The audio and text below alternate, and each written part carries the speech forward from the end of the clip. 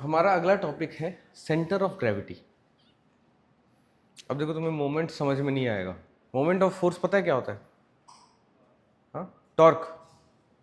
Good यार, तब तो फिर समझ में आ सकता है। पढ़ लिए थे क्या पहले? चलो गुड, होपफुली तुम्हें समझ में आएगा। चलो, लेकिन आज जाके लेक्चर्स फिजिक्स वाले दोनों निपटा देंगे, ठीक है। नेक्स्ट टॉपिक जो हम आज स्टार्ट करने वाले हैं that is centre of gravity. Centre of gravity क्या होता है? अब उसके पहले हमें ये पता है कि suppose there is a body, ये एक रिजिड बॉडी है। इस रिजिड बॉडी पे फोर्स लगता है। एक रिजिड बॉडी है। रिजिड बॉडी कहने का मतलब ये बेंड वेंड नहीं कर रहा हूँ मैं, टेढ़ा नहीं कर रहा हूँ, ठीक है। अब इस रिजिड बॉडी पे क्या लग रहा है? फोर्स लग रहा है। कौन लगा रहा है? भगवान, ग्रेविटी। तुम्हें क्या पता ग्रेविटी भगवान नहीं है क्या? तो ग्रेविटी लग रहा है, force. That force is called force of gravity. Is the biggest mystery of physics which is yet to be solved, है ना। वी डोंट नो कि वाई डज ग्रेविटेशनल फोर्स, मतलब we don't know for sure कि why does gravitational force exist, ठीक है। समझ में आ रहा है? नहीं समझ में आ रहा, कोई बात नहीं, ठीक है। तो ये फोर्स ऑफ ग्रेविटी है। कौन लगा रहा है इस पे? धरती माँ, ठीक है। तो इस पे डाउनवर्ड एक फोर्स लग रहा है यहाँ पे नीचे की तरफ, लेकिन ये फोर्स कहाँ लग रहा है? फॉर एग्जाम्पल ये पेन, अब इस पेन पे ये फोर्स यहाँ लग रहा है, यहाँ लग रहा है, यहाँ लग रहा है, यहाँ लग रहा है। कैसे पता? पेन तो नॉन यूनिफॉर्म सा लग रहा है, देखो इधर ज़्यादा भारी है, इधर कम। थोड़ा सेंटर में, अगर ये सेंटर है लेकिन गिर जाएगा, थोड़ा सा मुझे इधर रखना पड़ेगा इसको बैलेंस करने के लिए, है ना। समझ में आ रहा है कि हमें क्या पता करना है? दैट पॉइंट ऑफ एप्लीकेशन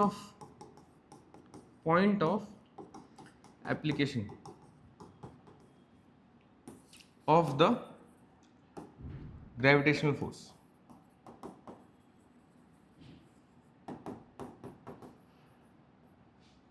हमें उस point of application of gravitational force पता करना है, ठीक है। अब the idea is this rigid body is made up of particles, there are constituent particles. तो उस सारे पार्टिकल्स पे फोर्स लग रहा होगा ना। This is made up of constituent particles. तो यहाँ से W1 लग रहा होगा, W1 मतलब weight, W2, W3, W4 and so on, W5, W6। All this individual particles of this rigid body, उन सब पे ग्रेविटेशनल फोर्स लग रहा होगा। समझ पा रहे? And the net gravitational force is the sum of all the forces, all this forces. Clear है? वो सम है, लेकिन वो किस पॉइंट से होगा? तो हम उस पॉइंट से अज्यूम करते हैं जिस पॉइंट के about moment of all the force is zero. Idea ये है कि इस पूरे डायग्राम को समझो एक बार,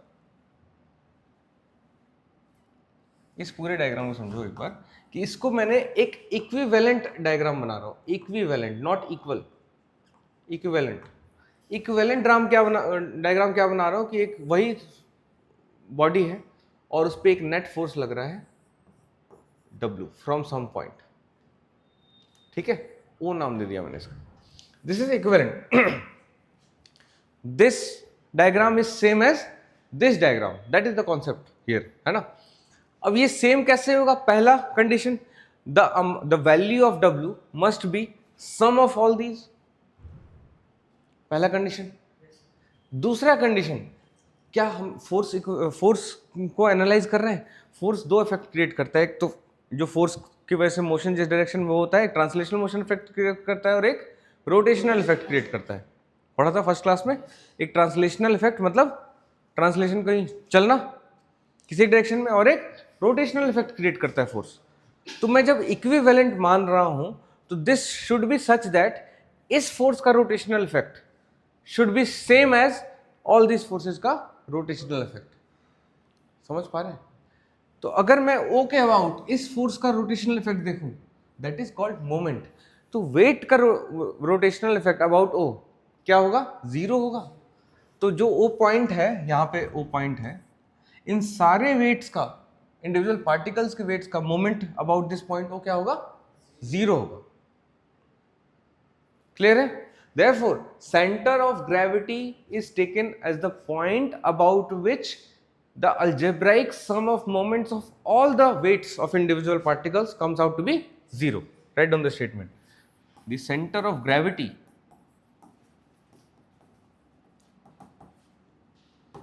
of a body is a point about which the moment of all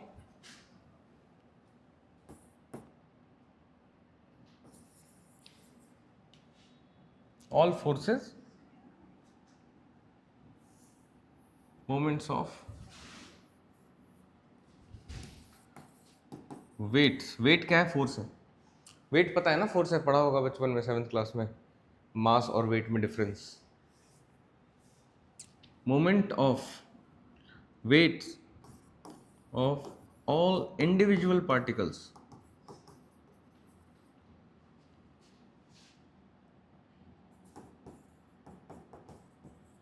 अच्छा, मोमेंट्स का क्या आता है? अल्जेब्राइक सम लेते हैं. रिजल्टेंट मोमेंट निकालने के लिए क्या लेते हैं हम? दी अल्जेब्राइक सम. यहां ध्यान देना, दी अल्जेब्राइक सम ऑफ मोमेंट्स. ठीक है, तो हम जब मोमेंट्स मल्टीपल मोमेंट्स है तो हम क्या लेते हैं? Algebraic sum. क्लियर है? Weights of all individual particles is zero. वो एक ऐसा पॉइंट होगा जिसके अबाउट क्या होगा? हमारा resultant moment will be zero.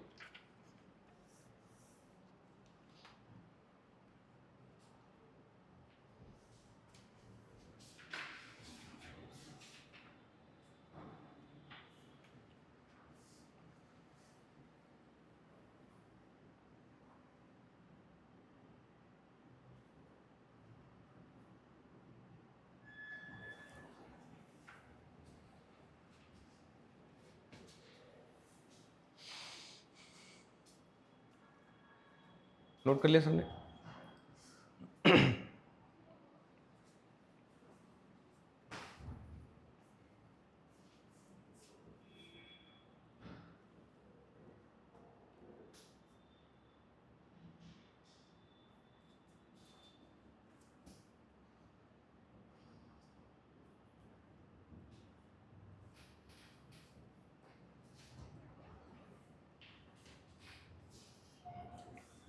ठीक है, तुम डायग्राम क्यों नहीं बनाया तुमने?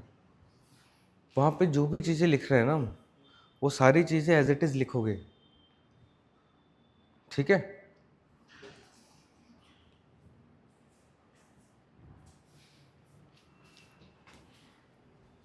अब ध्यान देंगे.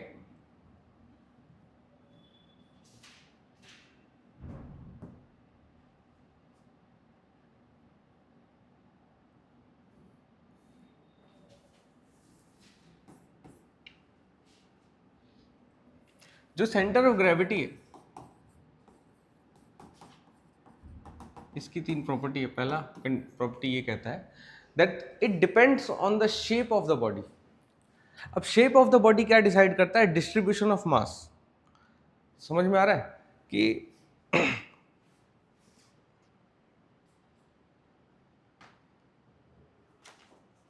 कोई नॉन यूनिफॉर्म मास, चलो देखते हैं. पहला है it depends on the shape of the body, because shape of the body determines distribution of mass.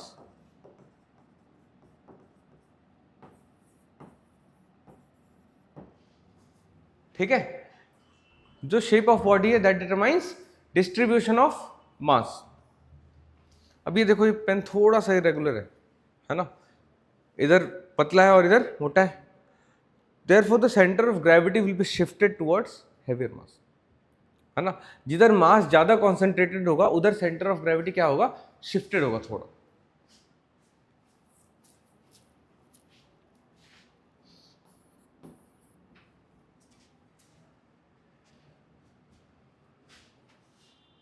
समझ में आया?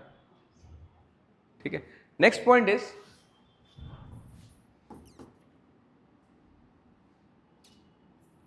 it doesn't necessarily lie on the body. For example, एक रिंग है, रिंग का सेंटर ऑफ ग्रेविटी किधर होगा? Centre में होगा, रिंग के सेंटर में होगा। अब उस पर होल्ड करेंगे तो रुकेगा नहीं, गिर जाएगा। लेकिन उसको होल्ड करने के क्या तरीके? धागा बांधेंगे, फिर चेक करेंगे कि वहां पे बैलेंस हो रहा है नहीं, राइट? बट वो रिंग के सेंटर, रिंग के लिए क्या सेंटर ऑफ ग्रेविटी है? नहीं नहीं, ये तो वर्टिकल के लिए, मैं हॉरिजॉन्टल रिंग की बात कर रहा हूँ। एक हॉरिजॉन्टल रिंग है, इसका सेंटर ऑफ ग्रेविटी कहाँ होगा? इसके बीच में है ना, इसके बीच में होगा। क्लियर है? मतलब तुम ऐसे रिंग की बात कर रहे हो तो यहाँ होगा, मैं ऐसे रिंग की बात कर रहा हूँ। समझ में आया? ऐसा हॉरिजॉन्टली रखा हुआ है,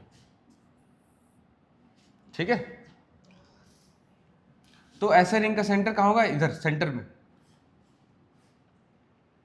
इस केस में भी इसका सेंटर ऑफ ग्रेविटी तो यही चेंज नहीं हो रहा, but you can balance it at that point because इसके जब यहाँ पे जब एक रिंग को मैं देखो, centre of gravity of an object, वो ऑब्जेक्ट डिपेंडेंट है, does not depend on the orientation of the object. पहली बात तो ये क्लियर कर लो, ठीक है? इसका मैं ओरिएंटेशन चेंज कर दूंगा, इसका सेंटर ऑफ ग्रेविटी चेंज थोड़ी हो जाएगा। मैं इसको ऐसे बैलेंस इसलिए कर पा रहा हूँ कि ऐसे केस में जो मेरा फोर्स है वो सेंटर ऑफ ग्रेविटी के, उसका लाइन ऑफ एक्शन जो है वो सेंटर ऑफ ग्रेविटी के थ्रू है। हाँ, जैसे इस केस में इसका लाइन ऑफ एक्शन जहां कहां से पास करेगा? सेंटर ऑफ ग्रेविटी से। इसलिए मैं ऐसे बैलेंस कर पाता हूं। Centre of gravity is a dependent on object only. Clear है? अभी समझ में आया? yes.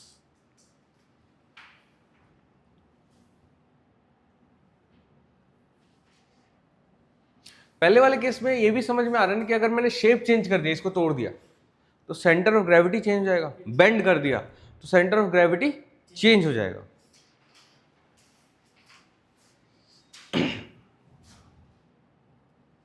नेक्स्ट पॉइंट, अब ये सेंटर ऑफ ग्रेविटी जो एक कंडीशन, मतलब जो हमें कॉन्सेप्ट देता है, by this concept we say that the entire mass can be assumed. For example, this is balancing at this point, right?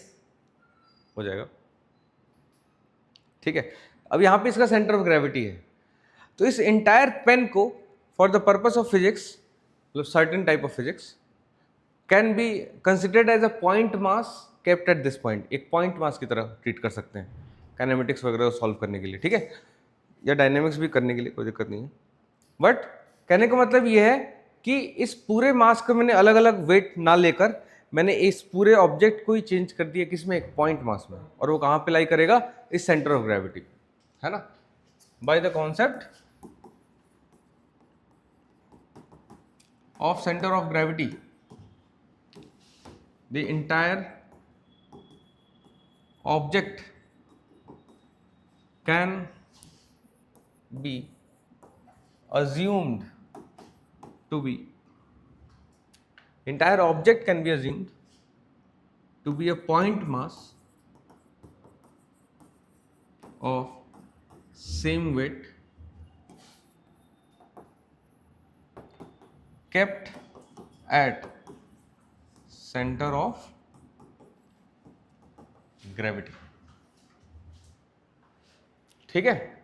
इस पूरे मास को हमने कहाँ मान लिया? उस पॉइंट मास पे मान लिया, पॉइंट मास की तरह मान लिया। और कहाँ पर मान लिया? सेंटर ऑफ ग्रेविटी पे।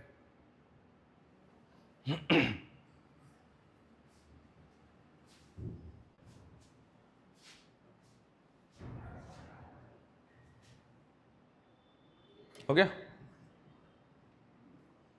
जो लिखवा रहा हूँ, ये जो कॉन्सेप्ट पढ़ाए हैं या क्वेश्चंस डिस्कस किए हैं, उसमें कोई डाउट आए पूछ लेना है, ठीक है? नहीं तो मैं पूछूंगा, फिर डाउट नहीं आना चाहिए, है ना?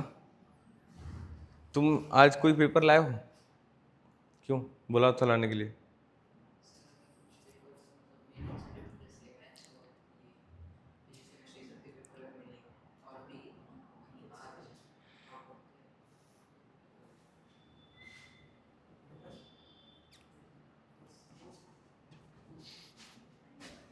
ठीक है, तो कुछ स्टैंडर्ड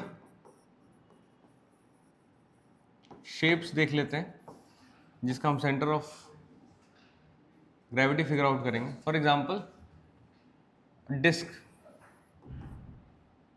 रिंग, और क्या क्या दे रखा है बुक में, देखो a triangular lamina,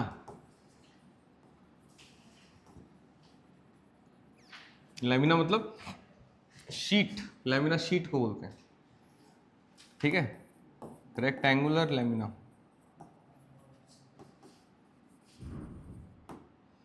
then parallelogram,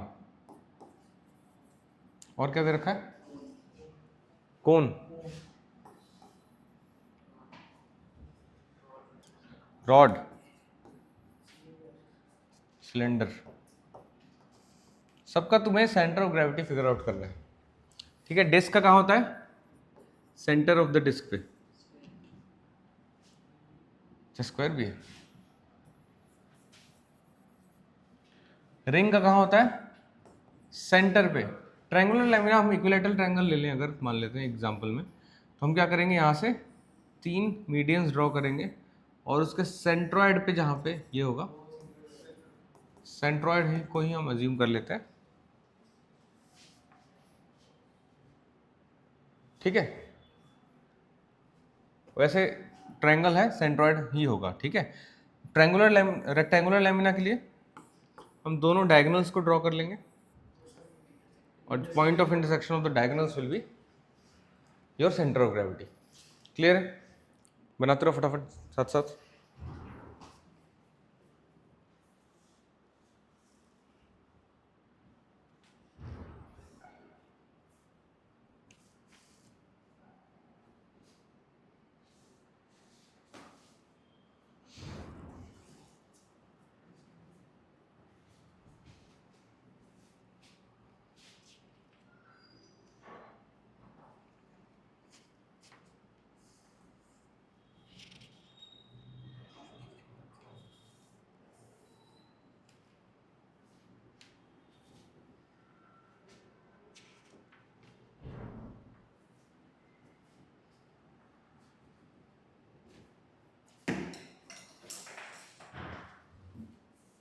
ठीक है, यहाँ तक लिख लिया।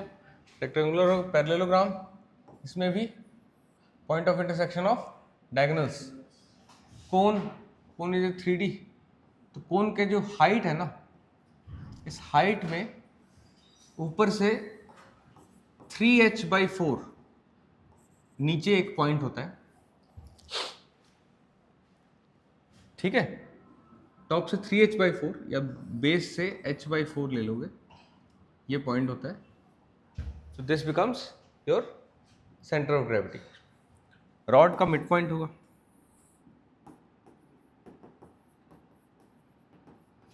सिलेंडर का ये भी along the axis at the mid point,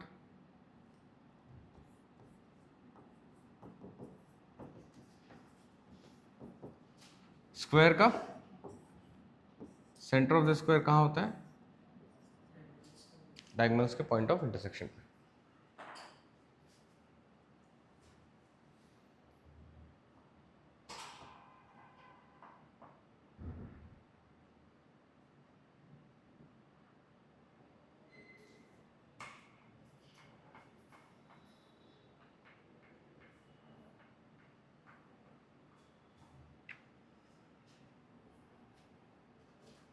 ये याद करने हमको सारे, आसान है, मुश्किल नहीं है।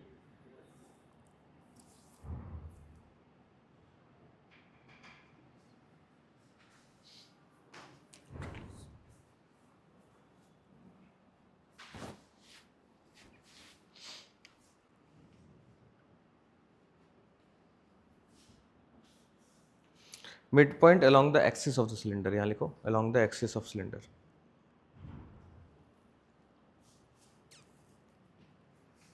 Along the axis of cylinder. तुम्हारे हैंडराइटिंग के मार्क्स कटे, तुम्हारे भी।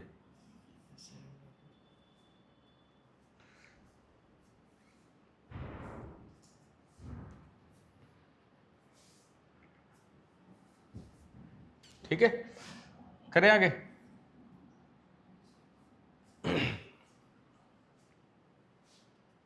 कोई भी डाउट हो यू कैन आस्क।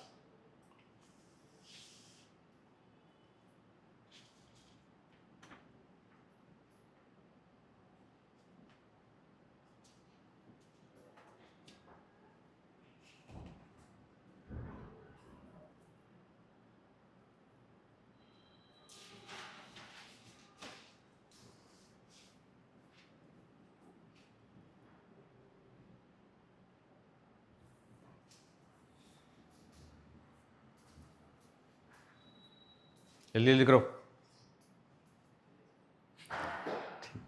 नेक्स्ट, ये सेंटर ऑफ ग्रेविटी कॉन्सेप्ट समझ में आया, जहाँ से हम क्या मानते हैं, बहुत सिंपल सा कॉन्सेप्ट है, बहुत डेप्थ में इसका है भी नहीं तुम्हारा required. Next, there is a small topic called uniform circular motion. इसमें भी बहुत ज़्यादा हमें नहीं पढ़ना, काइनेमेटिक्स वगैरह नहीं पढ़ना है हमें हाँ, इरेगुलर ऑब्जेक्ट का जब हम एक एक्सपेरिमेंट होता है वो अगली क्लास में करके दिखाऊंगा, ठीक है। उसको एक्सपेरिमेंटली एक मेथड होता है that will do next class, ठीक है। लाया नहीं हूँ आज, तो एक एक्सपेरिमेंट करेंगे और विल फॉर इरेगुलर ऑब्जेक्ट हम एक 3 पॉइंट मेथड है, 3 पॉइंट अज्यूम करते हैं रैंडम, और फिर एक पॉइंट के होता क्या है, जिससे करते कैसे हैं। फॉर एग्जाम्पल हम क्या करेंगे, इरेगुलर ऑब्जेक्ट है, इस पर 3 रैंडम होल्स कर दो, ठीक है। अब एक लाइन, एक रॉड लेते हैं, आयरन रॉड या रॉड ले लिया, उसको किसी एक जो बीच वाला पॉइंट है उससे लाइन लेके ऐसे इसको पहले लाइन पे बैलेंस करते हैं, समझ में आ रहा है। फिर वो लाइन ड्रॉ कर लेते हैं उस पर, सेम हम दूसरे से बैलेंस करते हैं, फिर वो लाइन ड्रॉ कर लेते हैं, फिर सेम तीसरे से ड्रॉ करते हैं, फिर जब वो लाइन जो ड्रॉ होते हैं, जो जहाँ पे वो मिलते हैं, पॉइंट ऑफ इंटरसेक्शन जो आता है उसमें, मैंने एक्सपेरिमेंट दे रखा है बुक में, देखना, ठीक है। विल डू दैट, एक्सप्लेन कर दूंगा मैं, ठीक है। यहाँ तक क्लियर है। फिर इस कैलकुलेशन वाइज हमारे लिए इतना इंपॉर्टेंट था। अभी ये देखते हैं नेक्स्ट, यूनिफॉर्म सर्कुलर मोशन। अब यूनिफॉर्म सर्कुलर मोशन क्या है? सर्कुलर मोशन क्या मतलब है कि वो एक सर्कुलर पाथ पे मूव कर रहा है, क्लियर है यहाँ तक? सर्कुलर पाथ पे मूव कर रहा है और यूनिफॉर्म है। यूनिफॉर्म मोशन का मतलब क्या था? यूनिफॉर्म मोशन हमने पढ़ा है बचपन में, उसका क्या मतलब था? यस, स्पीड कांस्टेंट होता है, मतलब वेलोसिटी कांस्टेंट होता था लीनियर में, लेकिन सर्कुलर में वेलोसिटी कांस्टेंट इसलिए नहीं हो सकता because the direction is constantly changing. तो वो नहीं देखना हमें, एक्सेलरेशन तो होता है बट वो नहीं देखना हमें। मैं ये कह रहा हूं speed is constant and motion is along a circular path, ठीक है ना। Suppose this is a circle, अब इसका मोशन हो रहा है यहाँ से, ये ऑब्जेक्ट जो है, ये सेंटर है, सेंटर ऑफ द सर्कल है सी। ये ऑब्जेक्ट जो है इस सर्कुलर पाथ पे ऐसे मूव कर रहा है along that path with constant speed. समझ में आ रहा है? इस मोशन को बोलते हैं हम यूनिफॉर्म सर्कुलर मोशन, क्लियर? इस केस में इसकी स्पीड सेम है, क्या वो? ठीक, इस केस में इसकी स्पीड सेम है लेकिन the direction of velocity is changing, है ना। फॉर एग्जाम्पल एक गुड एक अगर मैं स्ट्रिंग ले लूँ, स्ट्रिंग में एक रॉक बांध दूँ और उसको ऐसे घुमाऊँ तो सर्कुलर मोशन में ट्रैवल करेगा। और जब वो मूव कर रहा है फॉर एग्जाम्पल, उसी टाइम पे उसका बीच में स्ट्रिंग कट कर दूँ, तो जब मूव कर रहा होगा वो एक पर्टिकुलर डायरेक्शन लेगा। एट दैट पर्टिकुलर इंस्टेंट वो जिस डायरेक्शन में जा रहा है उस डायरेक्शन, वो डायरेक्शन होगी उसकी वेलोसिटी की उस पर्टिकुलर इंस्टेंट पे। अगर ये स्ट्रिंग से मैंने अटैच कर दिया और ये बार बार मैं मूव कर रहा हूँ, है ना, कुछ देर बाद ये यहाँ पे होगा, कुछ देर बाद ये यहाँ पे होगा, यहाँ होगा, राइट? ऐसे जा रहा है ना ये। अगर मैं सपोज यहाँ पे इस स्ट्रिंग को मैंने कट कर दिया तो ये इस जो स्टोन है ये इस सर्कल को इस डायरेक्शन में छोड़ देगा। यस, यहां पे अगर मैंने स्ट्रिंग कट कर दिया तो ये इस डायरेक्शन ऐसे छोड़ देगा, है ना। अगर यहां मैं इस स्ट्रिंग को कट कर दूं तो ये ऐसे चला जाएगा। So this is the direction of velocity at that particular instant. ठीक है, तो कैन आई से that the direction of velocity, ठीक है, first point is constantly changing, is changing, constantly नहीं बोलूंगा, continuously. For uniform motion it is मतलब constantly as well, but ठीक है। Uniform direction of velocity is changing continuously. Can I say that? And can I also say that the direction of velocity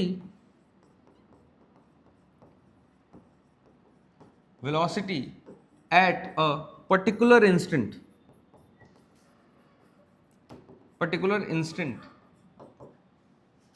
direction of velocity at a particular instant is along the tangent at that point। ठीक है, जिस point पे वो है along is along the tangent at that point।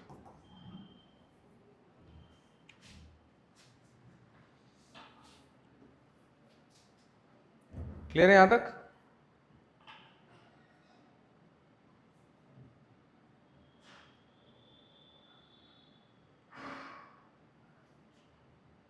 Direction of velocity is along the tangent at that point। Correct? अब while doing that, अच्छा मैं ये कह रहा हूं कि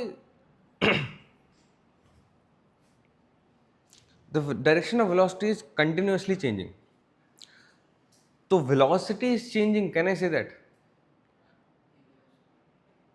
क्यों नहीं कह सकता हूं?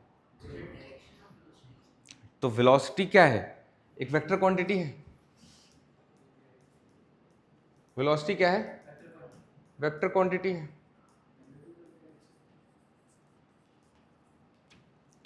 वेक्टर क्वांटिटी है ना, और vector quantity is defined by two things, एक उसकी मैग्नीट्यूड और एक डायरेक्शन। दोनों में से कुछ भी चेंज हुआ तो वेक्टर चेंज हो गया। 5 न्यूटन फोर्स में तुम्हें इधर धक्का दूं तो तुम उधर जाके गिरोगे। 5 न्यूटन बहुत कम होता है, नहीं गिरोगे, लेकिन इधर जाने को जाना उसका इफेक्ट होगा, और मैं इधर धक्का दूं तो इधर जाएगा। द आउटपुट इज चेंजिंग ना। समझ में आ रहा है? क्लियर है? तो vector is changing with respect to change in direction. Vector is defined by these two things. इसमें से कुछ भी चेंज हो रहा है तो वेक्टर चेंज हो रहा है, तो वेलोसिटी चेंज हो रही है। हो रही है? अब समझ में आया? अब अगर वेलोसिटी चेंज हो रहा है तो एक्सेलरेशन जीरो है या कुछ है? होगा ना, that there is some acceleration, there must be some acceleration, तभी ये पॉसिबल है। समझ में आ रहा है? उस एक्सेलरेशन को रेडियल एक्सेलरेशन के नाम से जाना जाता है।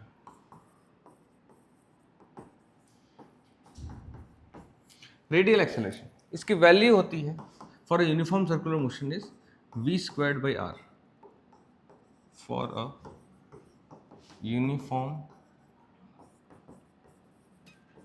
Circular motion. ठीक है, वो एक्सेलरेशन किधर की तरफ है पूरे टाइम।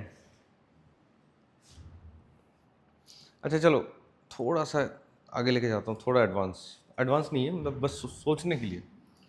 एक्सेलरेशन, अगर कोई ऑब्जेक्ट जो है मूव कर रहा है सपोज इधर, ठीक है, अब इस पे मैंने एक्सेलरेशन दे दिया इधर, तो इससे क्या होगा? इसकी स्पीड क्या हो जाएगी? बढ़ जाएगी। समझ में आ रहा है? अगर इधर कोई वेलोसिटी, मैंने इधर किसी ऑब्जेक्ट की वेलोसिटी है, वेक्टर क्वांटिटी, वेक्टर के ऊपर ऐसे लगाते हैं, पता होगा, पढ़ा होगा ना। अगर मैंने एक्सेलरेशन राइट में दिया तो वेलोसिटी बढ़ जाएगी, और अगर एक्सेलरेशन मैंने लेफ्ट में दिया तो वेलोसिटी घट जाएगी। अगर एक्सेलरेशन मैंने इधर दिया तो क्या होगा, वेलोसिटी बढ़ेगी या घटेगी? घटा दूं? कांस्टेंट? थोड़ा सा कुछ होगा? हाँ बिल्कुल बिल्कुल, हो गया सोचने का टाइम। क्या होगा इसके? बढ़ जाएगी पक्का? घट जाएगी?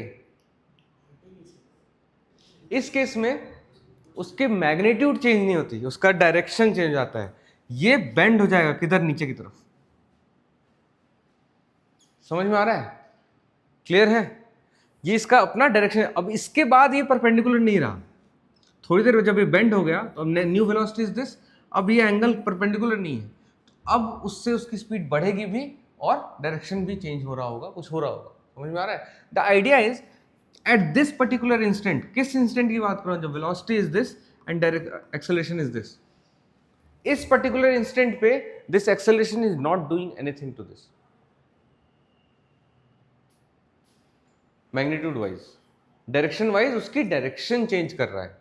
तो एक्सेलरेशन दो तरह के होते हैं, ठीक है? पहले सुन लो एक बार इस कहानी को, राम कहानी को, बाद में पूछूंगा सीता जी कहाँ गई तो फिर याद नहीं आएगा। देखो, अब एक्सेलरेशन दो तरह के होते हैं, एक along the direction of the motion और एक along the direction perpendicular of the motion to the motion. अब मैं दो तरह के बोल रहा हूँ तो तुम बोलोगे इधर भी तो हो सकता है। तो अगर ऐसे एक्सेलरेशन के ना को हम दो कंपोनेंट में डिवाइड कर देते हैं, इसका कुछ इफेक्ट ऐसे लेते हैं, कुछ इफेक्ट ऐसे ले लेते हैं। क्यों ऐसा कर सकते हैं? क्योंकि वेक्टर्स के साथ ऐसा किया जा सकता है। फॉर एग्जाम्पल, मैंने इस ऑब्जेक्ट पे फोर्स लगाया इधर की तरफ, है ना, और मैं ये कहूँ कि मैंने एक फोर्स इधर लगाया और एक फोर्स इधर लगाया, तो रिजल्टेंट इधर चला गया। Is it same thing? तो इसका मतलब एक रिजल्टेंट फोर्स को मैं उसके दो परपेंडिकुलर कंपोनेंट में डिवाइड कर सकता हूँ। कर सकता हूँ? कैसे करते हैं, क्या करते हैं, वो नहीं जानना हमें अभी। अभी के लिए समझ में आया क्या है लॉजिक?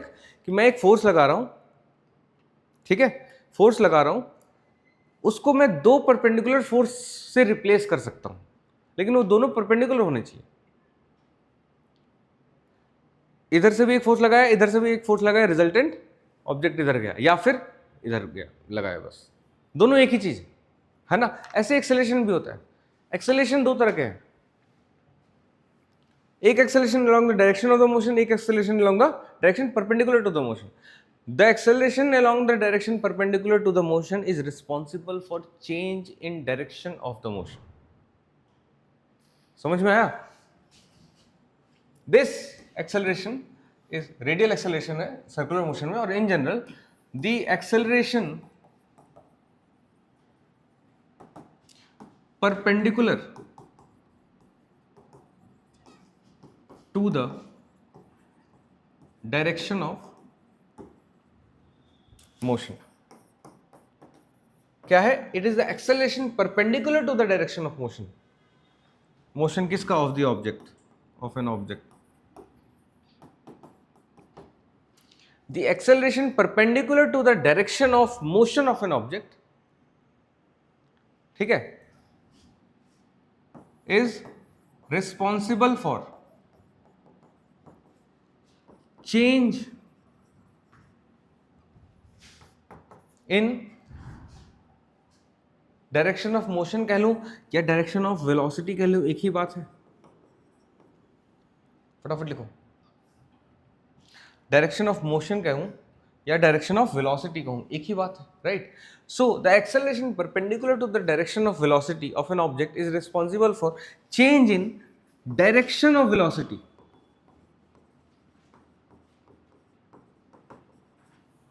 क्या बोला मैंने? Direction of velocity of the object. अब मैंने एक फिर से धागा लिया, धागे में स्टोन को बांधा और ऐसे घुमा रहा हूं, लेकिन मैं उसको थोड़ा सा जर्क भी दे रहा हूं, जर्क नहीं, या फिर थोड़ा ऐसे फोर्स लगा रहा हूं कि थोड़ा धीरे धीरे तेज हो रहा है, हो सकता है ऐसा। या फिर मैं घुमा रहा हूं और जैसे ही घुमा रहा हूं तुम साइड, जैसे तुम्हारे पास आ रहा है तुम उसको थोड़ा और तेज धक्का दे रहे हो, या थोड़ी देर तक तुम फोर्स लगा रहे हो उसको। समझ में आ रहा है द आइडिया? मैं क्या कहना चाह रहा हूं कि तुम एक एक्स्ट्रा फोर्स दे रहे हो जो किस डायरेक्शन में है? Along the direction of the motion. किस डायरेक्शन में है? Along the direction of the motion. उससे ऑब्जेक्ट की स्पीड क्या होगी? बढ़ेगी। समझ में आया तुम्हें? अब ये पंखा घूम रहा है, अब पंखे को मैं साइड से थोड़ा थोड़ा फोर्स लगाता रहूँ उल्टी साइड में, तो पंखा धीरे धीरे स्लो होने लगेगा, राइट। तो उस केस में क्या हो रहा है, ये भी टेंजेंशियल, मतलब ये भी उसी direction, along the direction opposite to the direction of motion.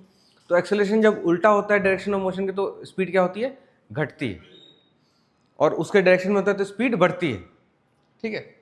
Radial acceleration क्या है, ना स्पीड बढ़ाता है ना घटाता है, वो किधर लगता है, डायरेक्शन ऑफ मोशन के परपेंडिकुलर। क्लियर है, हो गया, आगे चले।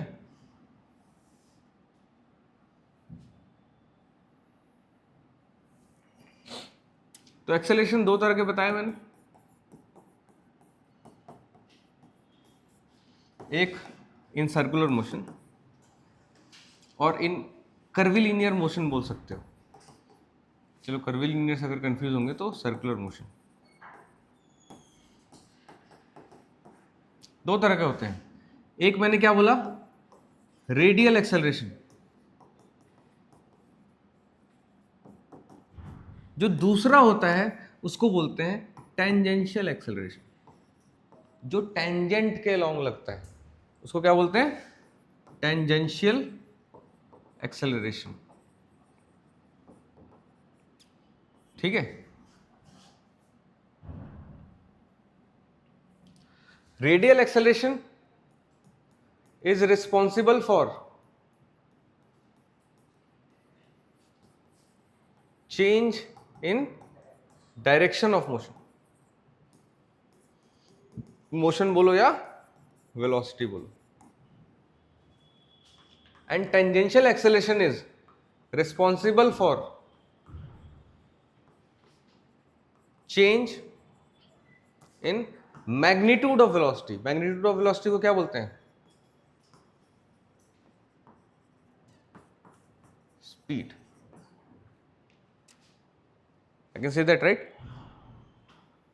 For a uniform circular motion, this tangential acceleration is 0. For a uniform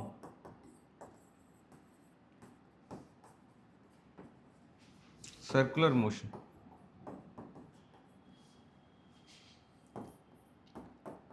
tangential acceleration is 0 and radial acceleration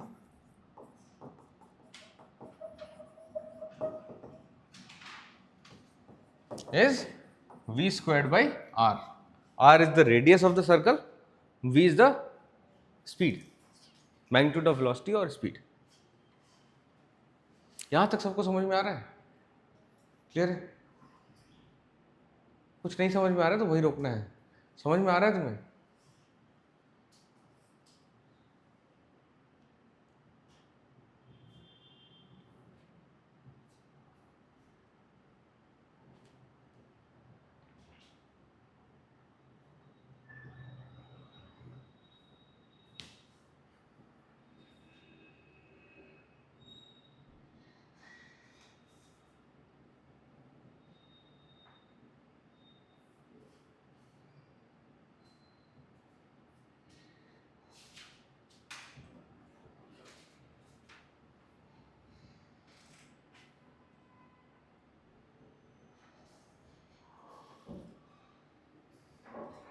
यहाँ तक क्लियर है?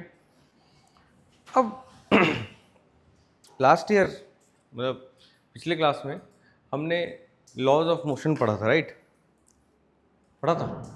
उसमें सेकंड लॉ ऑफ मोशन क्या था? Force is equal to mass times acceleration और change in momentum of body, ठीक है। मतलब आइडिया ये था उसका कि फोर्स, मतलब जो एक्सेलरेशन है, it is an effect of force.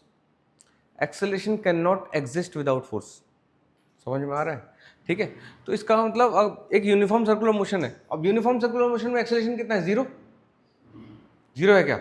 Tangential zero है, रेडियल एक्सेलरेशन है। इसका मतलब there is an acceleration even in uniform circular motion towards the centre. Radial acceleration always acts towards the centre. ये कहाँ act करेगा?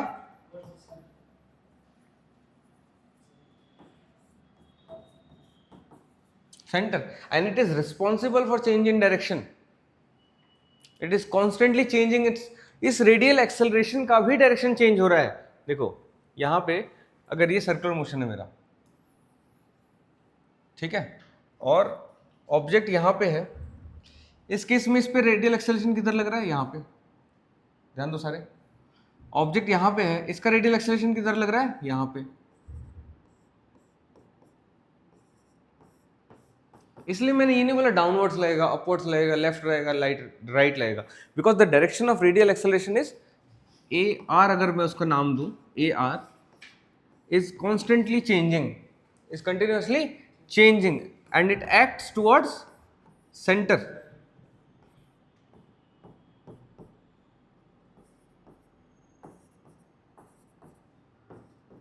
समझ पा रहे हो? क्लियर? हाँ,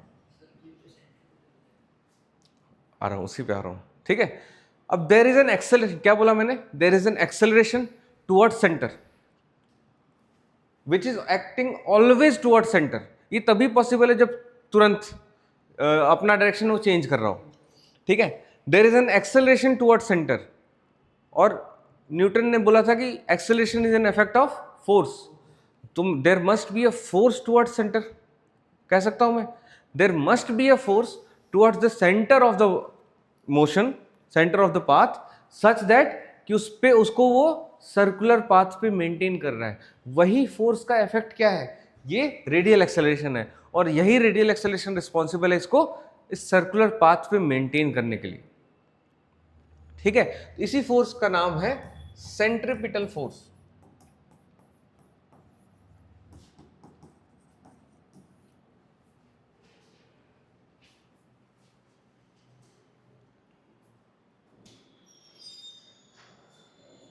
ठीक है, it is the force acting on a body moving in circular path towards the centre of the path. है ना? क्या है ये हमारा फोर्स है. कैसा फोर्स है? Force acting on a body moving on a circular path, on a circular path. Force acting on a body moving on a circular path. Force का डायरेक्शन क्या है? In the direction towards the centre of the circle. Centre of the circle, उस centre की तरफ जो like कर रहा है, जो फोर्स अप्लाई हो रहा है, उसको हम लोग बोल रहे हैं सेंट्रीपिटल फोर्स.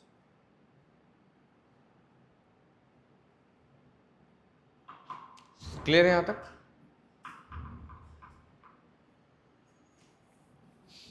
इसका मतलब any object in a circular motion there must be a centripetal force, है ना? क्योंकि सेंट्रीपिटल फोर्स का ही आउटपुट क्या था, ये रेडियल एक्सेलरेशन था, और रेडियल एक्सेलरेशन की वजह से ही वो सेंट्रल सर्कुलर मोशन में है. अदरवाइज पॉसिबल ही नहीं. अगर रेडियल एक्सेलरेशन एग्जिस्ट नहीं करे तो क्या होगा, ऑब्जेक्ट सर्कुलर मोशन में नहीं एग्जिस्ट कर सकता. ठीक है, इसका मतलब सेंट्रीपिटल फोर्स के बिना सर्कुलर मोशन पॉसिबल नहीं है. Can I say that?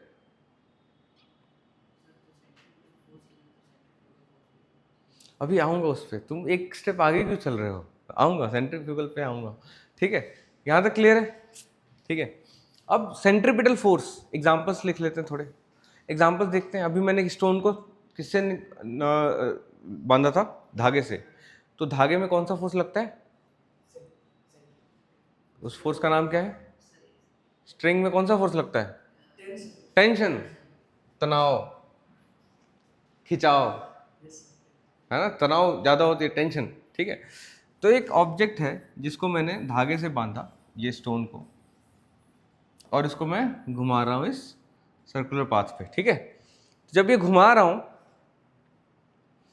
तो इस पे एक फोर्स लग रहा है यहां पे, इसका नाम है टेंशन. स्ट्रिंग में लगता है टेंशन फोर्स. टेंशन फोर्स पता है क्या होता है? नहीं पता? स्ट्रिंग में लगता है. और कुछ इसके बारे में? Tension force is a force जो इंटरमोलिकुलर लेवल पे फॉर एग्जांपल एक रिजिड स्ट्रिंग है ना, अब इस रिजिड स्ट्रिंग को मैं इधर से खींच रहा हूँ, तो ये जो एक पर्टिकुलर ये स्ट्रिंग है, अगर एक स्ट्रिंग को इमेजिन करो, तो यहाँ पे अगर इसको मैं फोर्स लगा रहा हूँ, ठीक है, तो ये जो इंटरमोलिकुलर डिस्टेंस है वो क्या होगा, एक्सपैंड करने की कोशिश करेगा due to this external force. लेकिन ये रिजिड है, रिजिड है, रबर तो है नहीं, रिजिड है, तो क्या करेगा, वो कॉन्ट्रैक्ट करने की कोशिश करेगा। तो वो इस वाले जो कॉर्नर वाला जो है, कॉर्नर वाले पार्टिकल पे अंदर की तरफ फोर्स लगाएगा और अपने लेफ्ट वाले पार्टिकल पे इधर की तरफ। तो ये पेयर ऑफ फोर्स ऐसे की तरफ होता है हर पॉइंट पे, दोनों तरफ डायरेक्शन में। इस लास्ट पॉइंट में क्या होगा, फोर्स अगर ये अटैच्ड है कहीं तो टेंशन बाहर की तरफ लगेगा लास्ट वाले पे। क्लियर है, समझ में आ रहा है? तो ये टेंशन क्या है, एक तरह से ऐसे मान लो कि एक स्ट्रिंग है, स्ट्रिंग को मैं एक इस ऑब्जेक्ट को मैं यहाँ से खींच रहा हूँ, आ रहा है मेरी तरफ, राइट, आ रहा है। अब इससे मैं स्ट्रिंग बांध दूँ और स्ट्रिंग को यहाँ लेकर जाऊँ और फिर स्ट्रिंग को खींच दूँ, तो भी वो आएगा मेरी तरफ। दैट स्ट्रिंग और that tension is a force that is used to transfer applied force from one point to another. Clear है? एक पॉइंट पे मैं अप्लाई कर रहा हूँ, स्ट्रिंग को यहाँ से मैं अप्लाई कर रहा हूँ और वो ऑब्जेक्ट मेरी तरफ आ रहा है। क्यों हो पा रहा है? क्योंकि वो स्ट्रिंग से कनेक्टेड है। और स्ट्रिंग में क्या कम्युनिकेट हो रहा है, हर एक पार्टिकल के थ्रू क्या कम्युनिकेट हो रहा है, टेंशन। क्लियर है? और फिर लास्ट वाला जो है खींच रहा है इसको,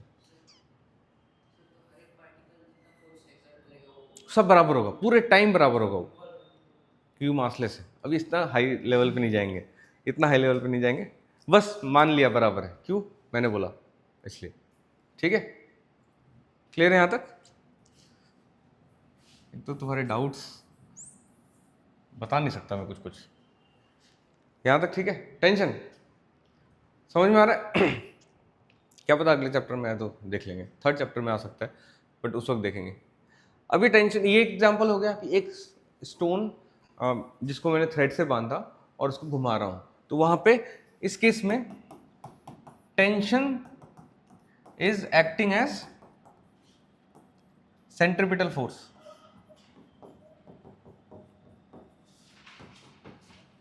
कह सकता हूं मैं, tension is acting as centripetal force, तनाव।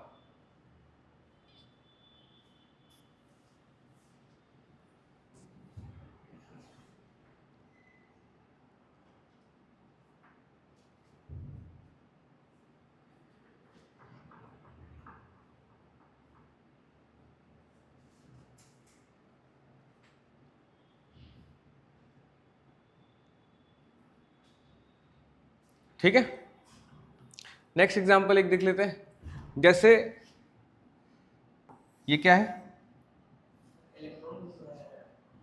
नहीं ये अर्थ है, तुम नहीं समझे, नहीं एग्जांपल थोड़ी पूछा मैंने, पूछा ये क्या है, तो ये अर्थ है।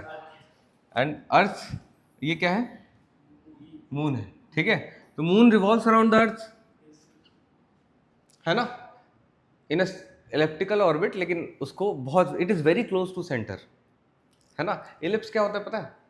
What is an ellipse? नहीं पता?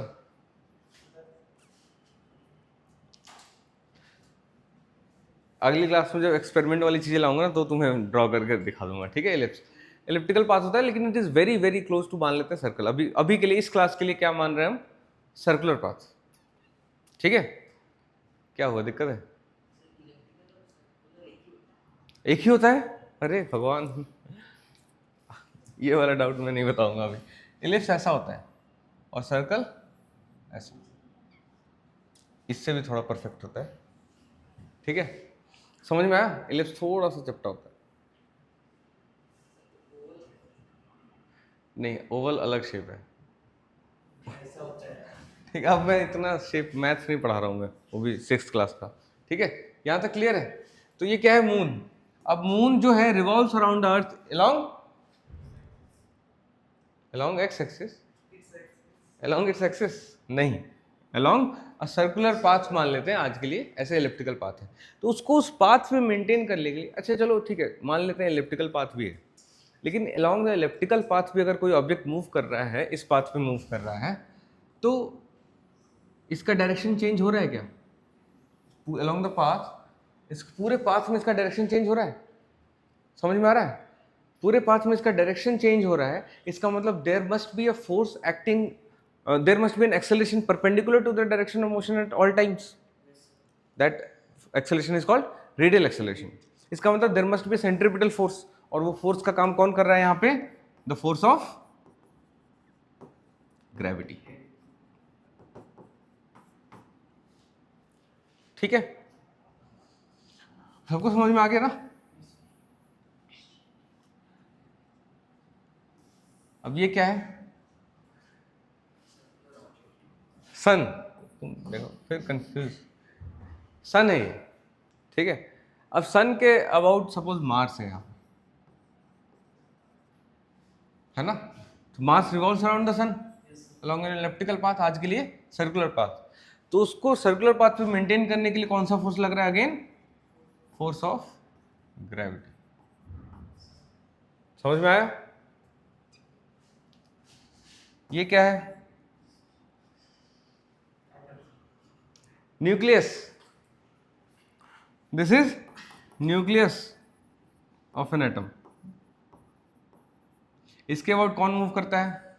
इलेक्ट्रॉन्स. इलेक्ट्रॉन्स मूव करते हैं. तो इस इलेक्ट्रॉन को इस पाथ में मेंटेन करने के लिए there is a force, there must be a force of attraction. और वो क्या है? जो इलेक्ट्रोस्टैटिक फोर्स है. Opposite charges attract each other.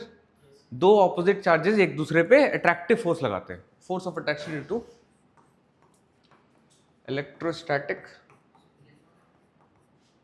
Force of attraction. क्या बोले? ये तुम देखो, ये सारी चीज नहीं करनी है.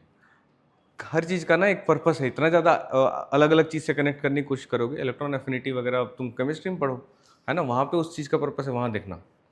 ठीक है, अभी सिर्फ इतना ही समझो कि हाँ फोर्स समझ रहे हैं. ठीक है, ज्यादा हम लोग बाहर कूदेंगे तो बहुत दिक्कत हो जाएगी. और मैं पढ़ाने लगूंगा पल्सर तो दिक्कत हो जाएगी ना. डाइंग स्टार, चंद्रशेखर लिमिट पढ़ाऊं? दिक्कत है ना यार.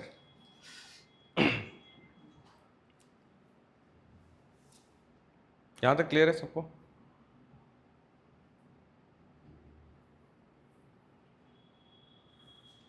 नोट करो फटाफट.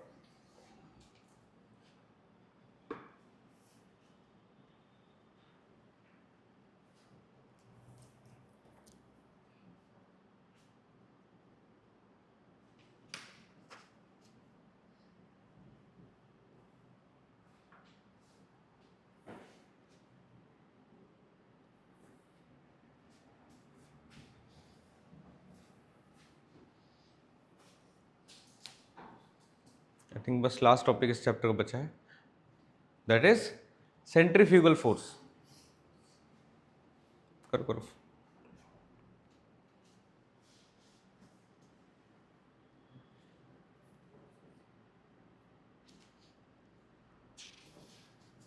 इसके बाद ये तुम्हारा होमवर्क हो जाएगा इस चैप्टर का complete exercise and everything. You will complete all the exercises today. आज जाके कंप्लीट कर दोगे. ठीक है, ज़्यादा बड़ा नहीं है, छोटा ही है. तुम पहले दोनों लेक्चर करके फिर इसका एक्सरसाइज कर लेना. तुम्हारे पास बुक है नई वाली यशवंत? ये भी कर लेना है.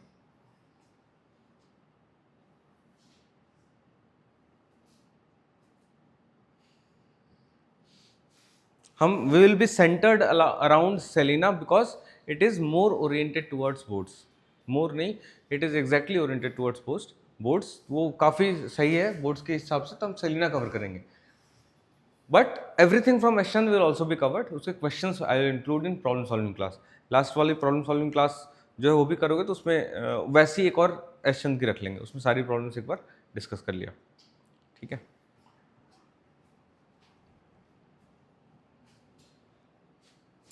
करें आगे. Next is centrifugal force.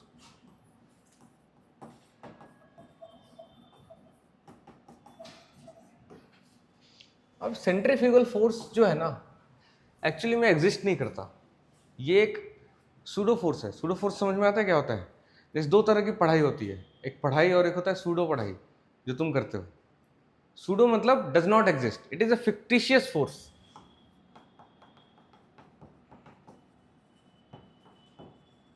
और सूडो फोर्स भी बोलते हैं इसको। कभी मेरी गो राउंड में बैठा, अच्छा कभी वो एक ब्रेक डांस करके आता है यहाँ पे, जिसमें गोल गोल घूमते हैं, किसी झूले पे बैठा है जो गोल गोल घूमता है ऐसे, बैठा होगा। तो वैसे केसेस में बाहर की तरफ तुम्हें एक फोर्स फील होता है ना। तो इन टर्म्स ऑफ ऑब्जर्वर जो उस एक्सेलरेशन को एक्सपीरियंस कर रहा है, कौन से एक्सेलरेशन को, रेडियल एक्सेलरेशन। सर्कुलर मोशन में है कोई, उस पर कौन सा एक्सेलरेशन लग रहा है, रेडियल एक्सेलरेशन। तो जब एक ऑब्जर्वर वो एक्सपीरियंस करता है कोई एक्सेलरेशन, तो उसके ऑपोजिट डायरेक्शन में उसको फोर्स एक्सपीरियंस होता है। समझ में आ रहा है। और उस फोर्स का नाम दिया गया है centrifugal force. It is not a real force. कोई आके तुम्हें धक्का दे रहा था क्या बाहर की तरफ, नहीं, उस एक्सेलरेशन की वजह से उसकी फोर्स एक्सपीरियंस होता है। इसका जो मैग्नीट्यूड होता है that will be same as, magnitude is same as that of centripetal force, and direction is opposite to the direction of centripetal force।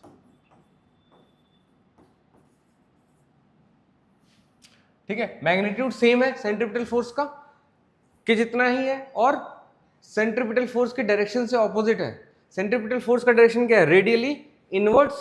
इसका मतलब इसका डायरेक्शन क्या है, रेडियली आउटवर्ड्स। ठीक है, रेडियल का मतलब होता है, अलोंग और सेंटर। अब रेडियली इनवर्ड्स मतलब टुवर्ड सेंटर, और रेडियली आउटवर्ड्स, अलोंग सेंटर नहीं बोलूंगा मैं, ये तो पॉइंट हो गया, along radius. Radius always passes through centre of a circle. ठीक है, तो रेडियली इनवर्ड्स मतलब towards the centre, and radially outwards मतलब अवे फ्रॉम सेंटर, है ना। तो एक ऑब्जेक्ट है जो सर्कुलर मोशन में है, तो इस पे टुवर्ड सेंटर जो फोर्स लग रहा है दैट इज सेंट्रीपिटल फोर्स।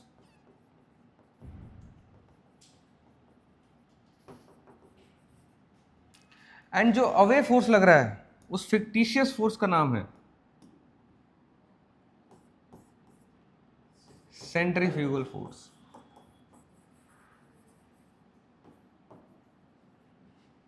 ठीक है, उस फिक्टिशियस फोर्स का नाम है सेंट्रीफ्यूगल फोर्स।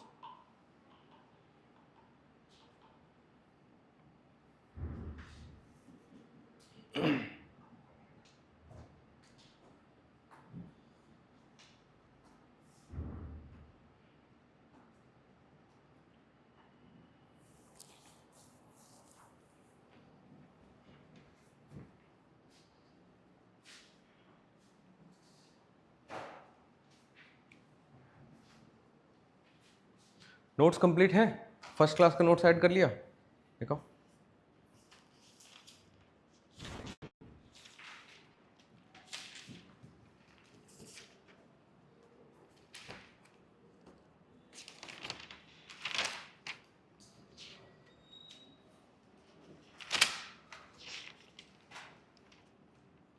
हमारे भी ऐसे ही नोट्स कंप्लीट हो जाएंगे वीडियो से जो करोगे, and then numerical problems. Good, very good. तुम्हारे नोट्स कहाँ हैं?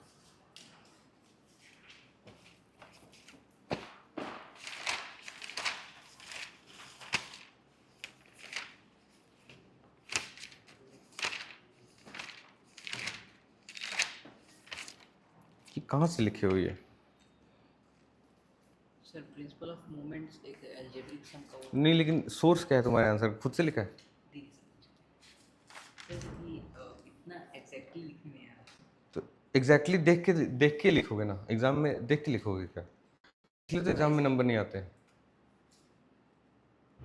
है ना। लिखना याद करो, खुद से लिखो। जब तुम लैंग्वेज आंसर्स कर रहे हो ना, don't make this a habit कि तुम देख कर लिख रहे हो, तुम अपने आप को क्रिपल कर रहे हो।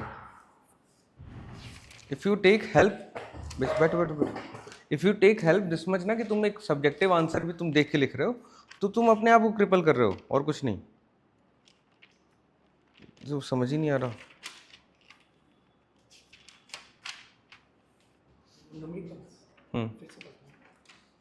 तो नोट्स को ऐसे गंदा मत करो ना यार। न्यूमेरिकल जब प्रॉब्लम सॉल्विंग क्लास हो उसको रफ में करना है और उसके बाद फेयर में करना है।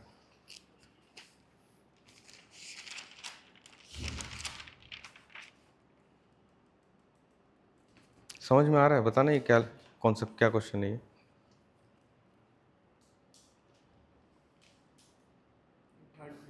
तुम्हारा कंसर्न ही नहीं है कि how will I revise it after class, तो इसमें फिर क्यों इसको गंदा कर रहे हो? अगर नोट्स बनेंगे तो वैसे कि क्वेश्चन भी लिखा, आंसर भी लिखा, सॉल्यूशन भी, ठीक है, जैसे लिखा है proper.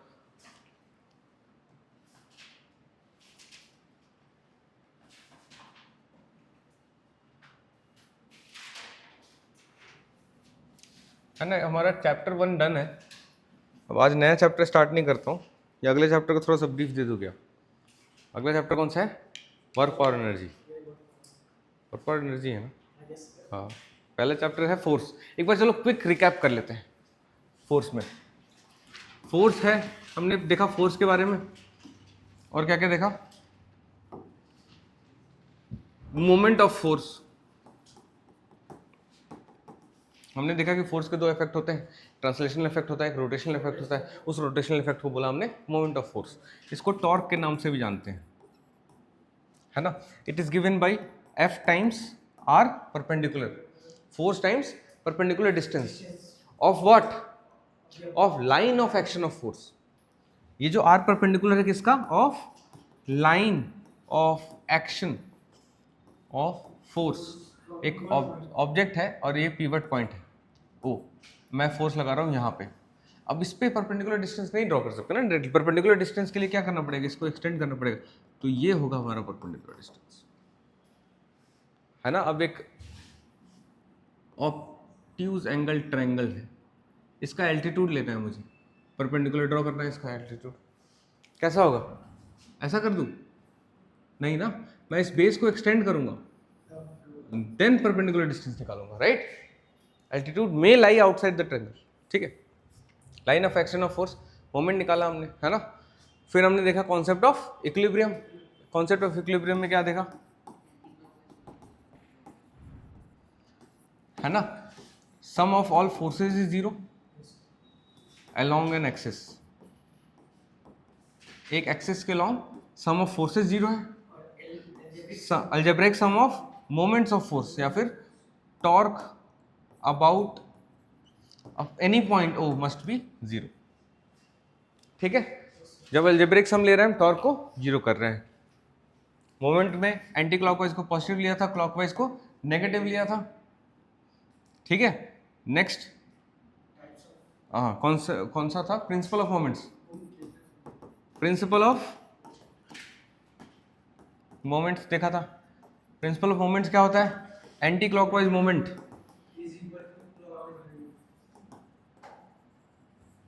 Is equal to clockwise moment. हमेशा होगा? नहीं, जब बॉडी इक्विलिब्रियम में होगा तब होगा, है ना। तो अब उसके बाद हमने सारे बैलेंसिंग वाले क्वेश्चंस कर लिए थे। बैलेंसिंग वाले क्वेश्चंस का लॉजिक क्या था कि अगर एक स्केल बैलेंस हो रहा है, अब metre rule, scale, rod balance हो रहा है, इसका मतलब all the moments must be balanced. ये बैलेंस हो रहा है और इस पर मैं फोर्स लगा रहा हूँ तब भी बैलेंस हो रहा है, इसका मतलब इस साइड भी कोई फोर्स लगा रहा होगा। क्लियर है? और एक और चीज़ देखा था हमने, दैट एक रॉड है या एक स्केल है, उसका वेट कहाँ से लगता है? उसके मिड पॉइंट से लगता है। अभी सेंटर ऑफ ग्रेविटी भी देख लिया, है ना।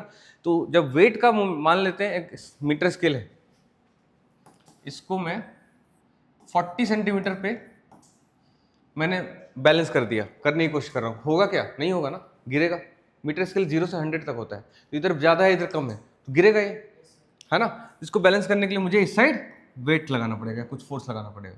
और जब मैं मान लेते हैं इधर भी एक फोर्स लगा दिया, इधर भी एक फोर्स लगा दिया, इधर भी एक फोर्स लगा दिया, इधर भी एक फोर्स लगा दिया, और एक इसका खुद का वेट है, तो वो कहाँ से अप्लाई होगा? 50 से, W ऑफ स्केल। तो इन सब का मोमेंट क्या होगा? मोमेंट जो है क्लॉकवाइज एंटी क्लॉकवाइज बराबर हो जानी चाहिए, या फिर सबका मोमेंट का अलजेब्रिक सम 0 हो जाना चाहिए। फिर हमने देखा था कपल ऑफ अ फोर्स देखा था। कपल ऑफ फोर्स, कपल क्या होता है? एक फोर्स का pair, acting pair of equal force, force is equal in magnitude, opposite in direction, parallel force है। डिस्प्लेस्ड मतलब एक फोर्स है, एक एफ इधर से लग रहा है और सेम एफ इधर से लग रहा है, तो this is a couple. Moment of couple क्या होता है? Moment of couple is force times perpendicular distance between the two forces. Moment of couple, and the interesting part is it is about any point.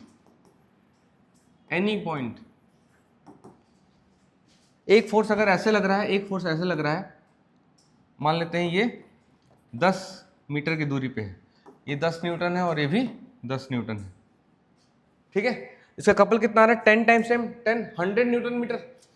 वो इसके about भी 100 आएगा, इसके about भी 100 आएगा, इसके अबाउट भी 100 आएगा, इधर भी कोई भी कहीं भी दुनिया का कोई भी पॉइंट ले लो 100 ही आएगा, ठीक है। वो कैलकुलेट करके हमने देखा था, नहीं याद आ रहा तो उसको फिर रिवाइज कर लेना। और क्या देखा था? इतना ही था। Very good. दो टाइप के इक्विलिब्रियम थे, स्टैटिक इक्विलिब्रियम और डायनेमिक इक्विलिब्रियम। स्टैटिक इक्विलिब्रियम में वेलोसिटी मतलब स्पीड क्या होती है? 0, मतलब रेस्ट पे होता है ऑब्जेक्ट। डायनेमिक में स्पीड 0 नहीं होती, हाँ स्पीड कांस्टेंट होता है, या वेलोसिटी कांस्टेंट होता है। यस, वेलोसिटी कांस्टेंट होता है, गुड, वेलोसिटी कांस्टेंट होता है। और क्या देखा था? ये हो गया। अब उसके बाद फिर आज की क्लास सेंटर ऑफ ग्रेविटी देखा हमने। Centre of gravity of an object acts, वो ऐसा पॉइंट है जिसके अबाउट, उस पॉइंट के अबाउट सारे मोमेंट्स को हम क्या कर रहे हैं? 0 कर रहे हैं। ये सारी चीज़ें हैं उसमें, है ना, वीडियो में। तुम जब दोनों वीडियो कर लोगे तुम्हें समझ आ जाएगा।